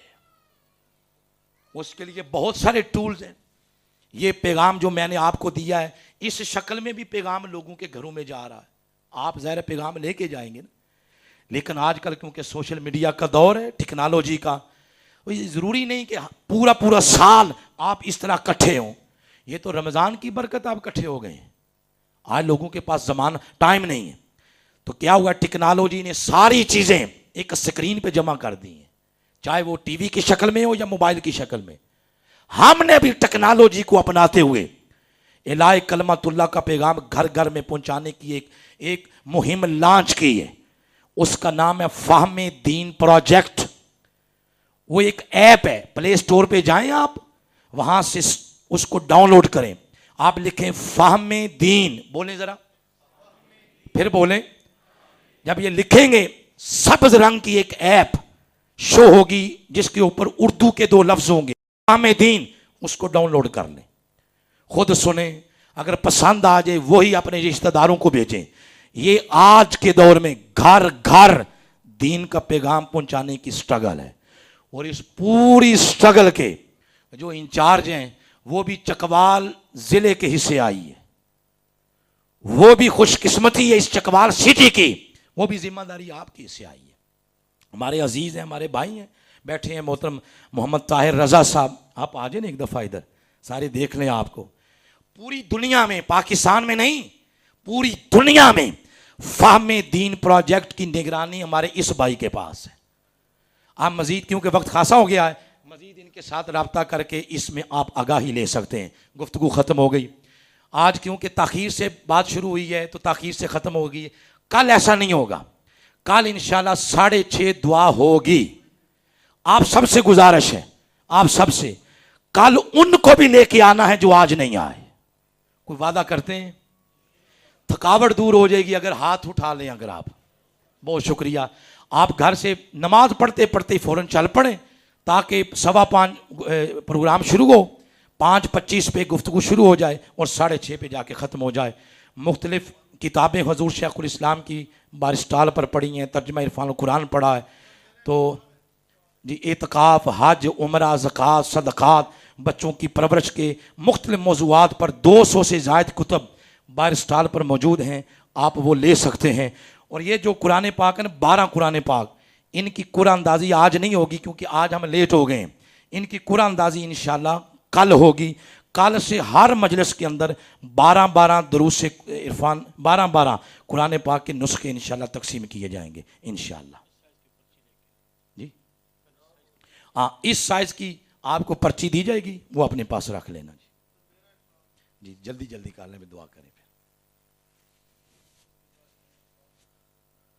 اگر آپ اجازت دیں تو دعا کے بعد میں آپ سے بیٹھ جاتا ہوں. سوال تو ہو سکتا ہے, آج کریں پھر پوچھیں.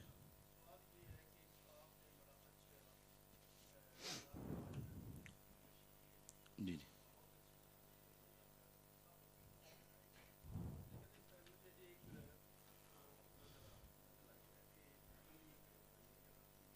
ٹھیک ہے.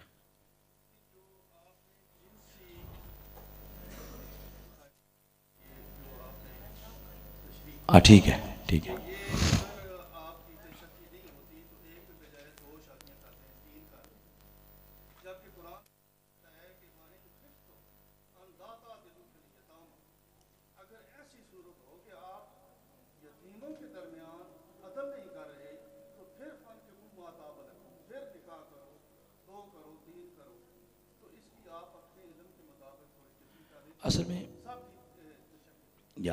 اصل میں موضوع یہ الگ ہے نا. میں ریلیونٹ ایک جملہ لینا چاہتا تھا. انہوں نے یہ کہا ہے کہ آپ نے کہا ہے کہ وہ نکاح کے بارے میں, تو وہ قرآن کہتا ہے 1 کر لو, 2 کر لو, 3 کر لو, 4 کر لو, قرآن نے اجازت دی ہے. اور ساتھ آگے شرط بھی لگائی ہے کہ اگر تمہیں یہ ڈر ہے کہ تم ان کے درمیان عدل و انصاف نہیں کر سکو گے تو پھر ایک پر ہی اکتفا کرنا ہے. یہ قرآن نے ساتھ شرط لگائی ہے. موضوع ہمارا یہ نہیں تھا. اصل میں اس طرح اگر کرنا میں شروع کر دیں تو ایک ایک موضوع میں 10 موضوعات نکل آتے ہیں. تو سیاںا بندہ وہی ہوتا ہے جو اپنے موضوع پر رہے, تمام آیتوں سے ریلیونٹ اپنا موضوع کے مطابق چیزیں لیتا جائے اور آگے بڑھتا چلا جائے. آپ نے دیکھا ہوگا میں اپنے موضوع سے ہٹا نہیں, یعنی پہلا پاؤں اٹک میں اور دوسرا کشمیر میں اور تیسرا مظفر آباد میں, وہ ایسا نہیں کیا, موضوع پر رہا ہوں. تو وہ بات بالکل بجا ہے کہ اگر آپ 4 بیویوں کے درمیان عدل نہیں کر سکتے تو پھر آپ پر پھر آپ نے ایک پر ہی اکتفا کرنا ہے. ایک بات میں اب 2 منٹ اور لینا چاہتا ہوں, کیونکہ بسا اوقات گفتگو کے اینڈ پہ ایسا سوال کیا جائے تو جو میں نے دیا ہے وہ تو بھول جائیں گے, یہی بات یاد رہے گی. یہ نقصان ہوتا ہے سوال کو ایڈریس کرنے کا اینڈ پہ جا کے.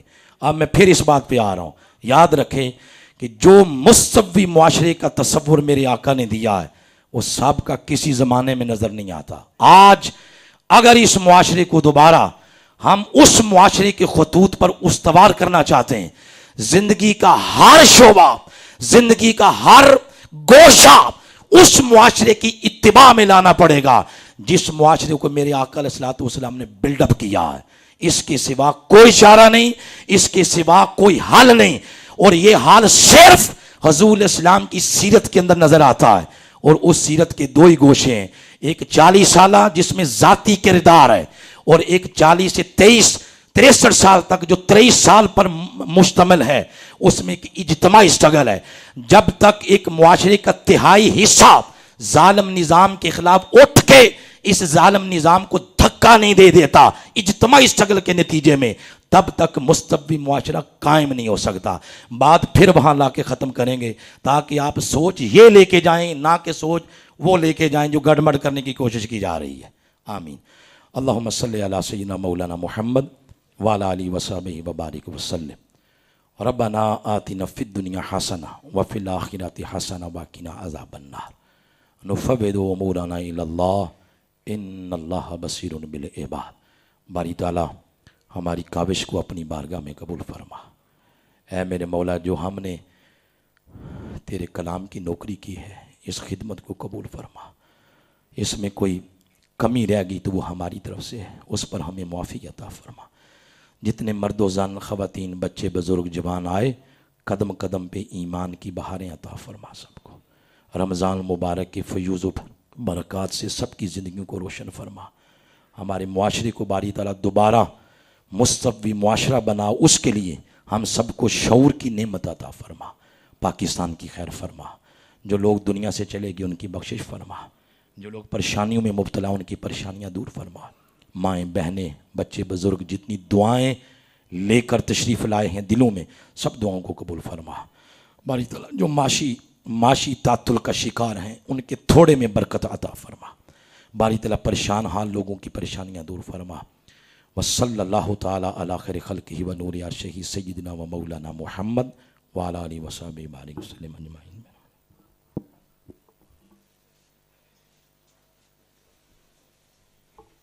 اعوذ باللہ من الشیطان الرجیم.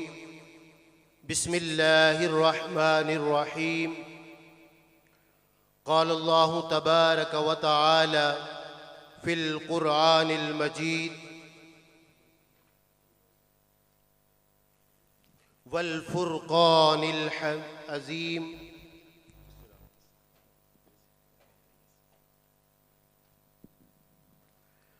فاذکروا اللہ کذکرکم آباءکم او اشد ذکرا